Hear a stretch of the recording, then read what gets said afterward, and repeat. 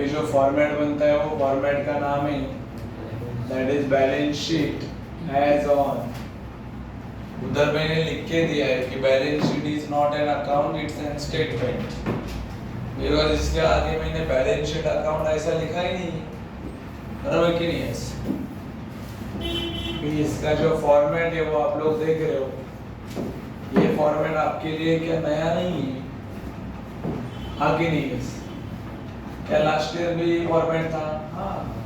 और क्या लिखा है यहाँ पे? लायबिलिटीज, फिर अमाउंट रुपीज, फिर इधर भी अमाउंट रुपीज, फिर यहाँ पे क्या आता है? एसेट्स, देन अमाउंट रुपीज, उसके आगे अमाउंट रुपीज। ओके, यहाँ पे भी वही आता है अमाउंट रुपीज। अभी अपने को जानने के ज्यादा तमाम असेट्स कौन से और तमाम लायबिलिटीज कौन से। सबसे पहला जो लायबिलिटी होता है उसका नाम है कैपिटल। दादा ये कैपिटल कहाँ से लाएंगे अपन? इसके पहला वाला फॉर्मेट कौन सा बनाया था अपन ने? Partners capital. वहां पे देखो बैलेंस आया था, बैलेंस उसको नाम अपन ने बैलेंस दिया था, आंसर को बैलेंस, वो वही बैलेंस है जो इधर लाया मैंने। तो बोलो x का आंसर इधर लिखेंगे, y का आंसर इधर लिखेंगे और दोनों के टोटल करके बाहर भेजिए। ये क्या हो गया? कैपिटल। दादा और कौन से कर्जे? तुम खाली हाँ या ना ही बोलो। बोलो सन्ड्री क्रेडिटर कर्जा है कि नहीं? है ना? 11वीं में इतने सारे टॉपिक्स पढ़े, उसमें सन्ड्री क्रेडिटर नाम नहीं था? था। उसके बाद में क्या बिल्स पेबल कर्जा है कि नहीं है? सिंगल एंट्री में सिखाया है ना? यस। उसके बाद में क्या आता है? बैंक ओवरड्राफ्ट है क्या नहीं? ये भी कर्जा। यस। उसके बाद है बैंक लोन, अरे नाम में ही है बराबर कि नहीं है? उसके बाद में क्या आता है? Outstanding expenses. वही तो बोलो, इसका दूसरा नाम है अनपेड, इसका ही तीसरा नाम है ड्यू, और बाद में लिखने का। समझा कि नहीं है? कोई भी नाम के सामने आउटस्टैंडिंग लग गया, कर्जा हो गया। Outstanding salary, outstanding rent, outstanding insurance, कोई भी उसके नाम के सामने कौन सा वर्ड है? आउटस्टैंडिंग, कर्जा।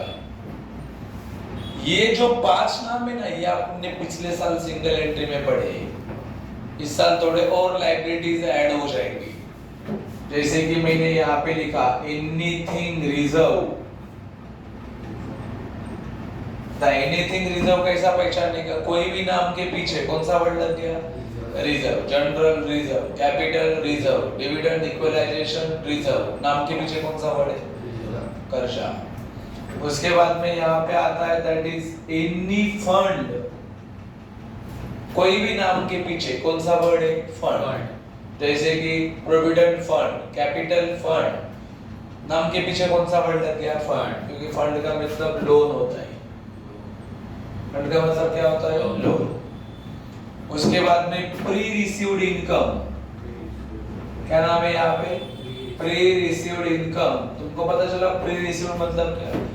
मान लो कोई एक कॉन्ट्रैक्टर है, वो घर बनाने का उसने कॉन्ट्रैक्ट लिया है, और कॉन्ट्रैक्ट लेने से पहले वो सामने वाले के पास से कुछ एडवांस लेता है। एडवांस क्या लगता है? वो पैसा जो बंदे ने कॉन्ट्रैक्ट लिया है उसका बनेगा कि नहीं बनेगा? नहीं बनेगा। कब तक नहीं बनेगा? जब तक वो सामने वाले का काम पूरा करके देता नहीं। तो जो पैसा अपन काम करने के पहले लेते उसको क्या बोलते? Pre received income. बात समझा कि नहीं? काम करने से पहले ही लिया हुआ पैसा क्या बोलेंगे? Pre received income. ये अपना असेट है कि लायबिलिटी है? लायबिलिटी है। So these are the liabilities everyone. Have you got the idea about the liabilities? Yes. Sundry creditor तो सबको पता है, ये पैसा अपने को मिलने वाला है कि अपने को दूसरे को देना पड़ता है? दूसरे को देना पड़ता है। बिल्स पेबल, बिल का पैसा भरा कि बिल का पैसा भरने का बाकी है? बाकी है। बैंक ओवरड्राफ्ट, बैंक में जमा था 5000, निकाला कितना? 10000 एक्स्ट्रा निकाला, तो वो कर्जा हो गया। बैंक लोन नाम में मीनिंग है आउटस्टैंडिंग, किसी का सैलरी देने का था लेकिन अब तक अपन ने उसको सैलरी दिया ही नहीं, मतलब अभी भी उसका सैलरी देना क्या है? बाकी है। फिर क्या है? एनीथिंग रिजर्व नाम में लिखा है, एनी फंड नाम में फंड होना चाहिए, और फ्री रिसीव्ड कह रहे हैं इनकम। जैसा मैंने एनी फंड लिखा वैसा इधर ऐसा आ गया ना, एनी लोन सेम ही हो गया ना, बराबर है कि नहीं? कोई भी लोन रहेगा इधर आएगा। दादा अभी इधर सब असेट्स आते हैं, असेट्स। आपको पता है मार्केट में दो टाइप के असेट होते हैं, मैंने 11वीं के बेसिक में सिखाया है, फिक्स असेट और करंट असेट। हुआ था कि नहीं ऐसा कंसेप्ट? फिक्स मतलब कौन से असेट जो अपने पास एक दिन के लिए रहते हैं कि हमेशा के लिए, उसको बोलते हैं फिक्स। करंट मतलब जो अपने पास हमेशा के लिए रहते हैं कि कुछ दिनों के लिए, उसको कौन से असेट बोलते हैं? Current asset. तो मैं यहाँ पे लिख के जब देता हूँ ना आपको, तो मैं आपको कैटेगरी वाइज लिख के देता हूँ, तो आपको बाद में याद करने के लिए सिंपल रहेगा। मैं क्या बोलता हूँ, मैं सबसे पहले यहाँ पे लिख देता हूँ कौन से असेट बेटा? Fixed assets. सबसे पहले मैंने यहाँ पे कौन से असेट लिखे? Fixed asset. पता है आपको फिक्स असेट के भी दो प्रकार आते हैं, वन इज दिखने वाला और टच होने वाला, उसको टेंजिबल बोलते हैं, और जो दिखता नहीं और टच भी नहीं होता उसको क्या बोलते हैं? इंटेंजिबल। तो सबसे पहले मैं यहाँ पे लिख देता हूँ टेंजिबल, चलेगा?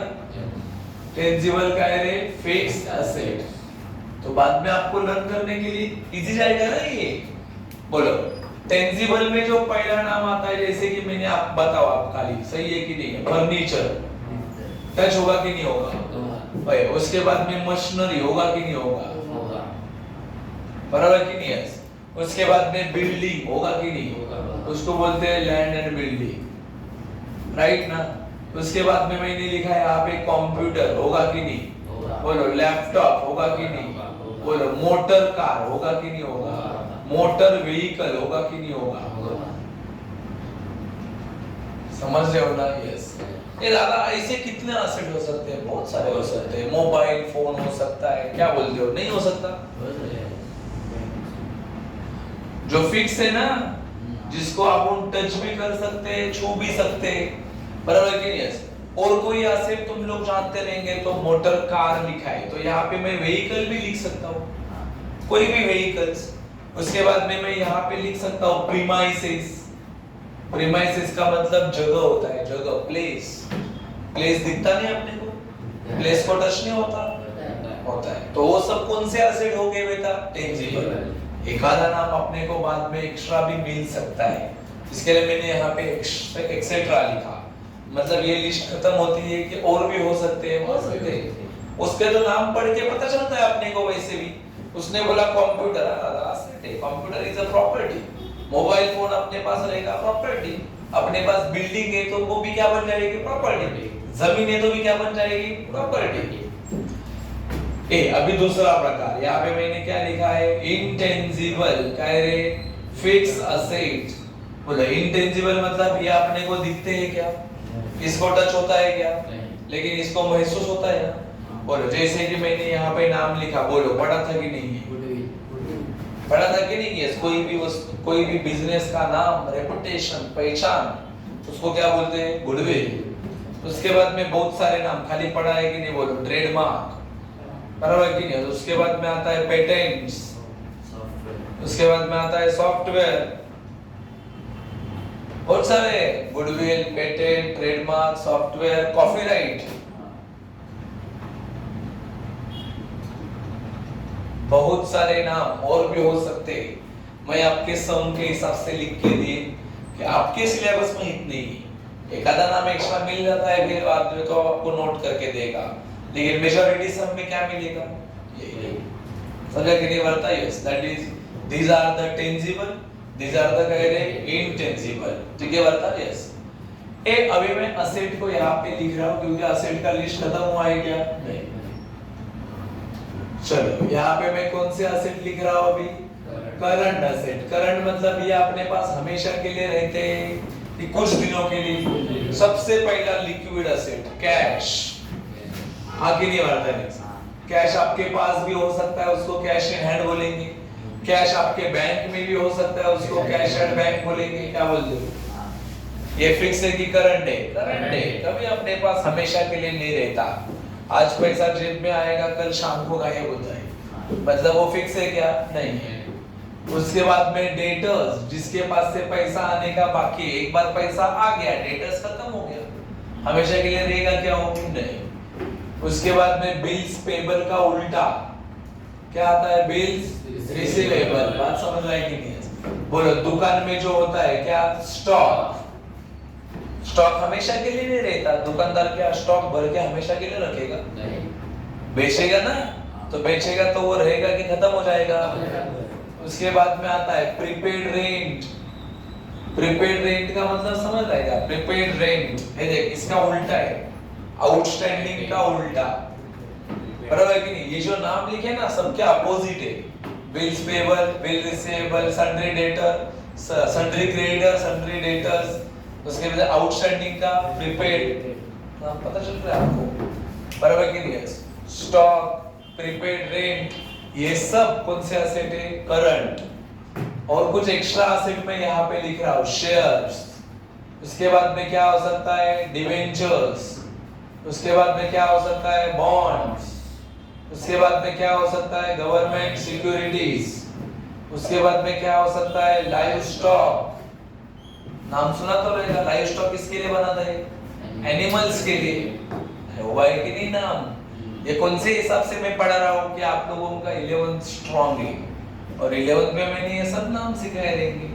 Shares, debentures, bonds, government securities. बराबर कि नहीं? तो ये ऑल आपके बिजनेस के क्या है? एसेट। इधर भी मैं लास्ट में लिख देता हूँ एक्सेट्रा। बराबर कि नहीं? आप लोग जब लिखेंगे तभी भी आपके नोटबुक में थोड़ा जगह ब्लैंक रख देना। बाद में भी अपने को एक्स्ट्रा नाम मिल सकते हैं, तो आप उसके नीचे क्या करेंगे? ऐड करेंगे। बोलो, ये पूरा लायबिलिटी साइड है, इसका टोटल इधर करेंगे। ये एसेट इधर खत्म होता है कि इधर? इधर है ना? यस, इसका टोटल इधर करेंगे। और रूल इज व्हाट? आप लोगों के नोटबुक में अगर एक साइड में बैठ रहे सब, तो एक साइड में लिख देना। बराबर कि नहीं? Rule is what? The name of the sheet is what? Balance sheet. Balance sheet मतलब क्या? जिसके एसेट एंड लायबिलिटीज दोनों कैसे रहते हैं? इक्वल। इसके लिए तो उसको नाम है क्या? Balance sheet. अगर दोनों साइड इक्वल नहीं है तो इसको बैलेंस शीट बोलेंगे क्या? बैलेंस शीट का rule, both side must be tally.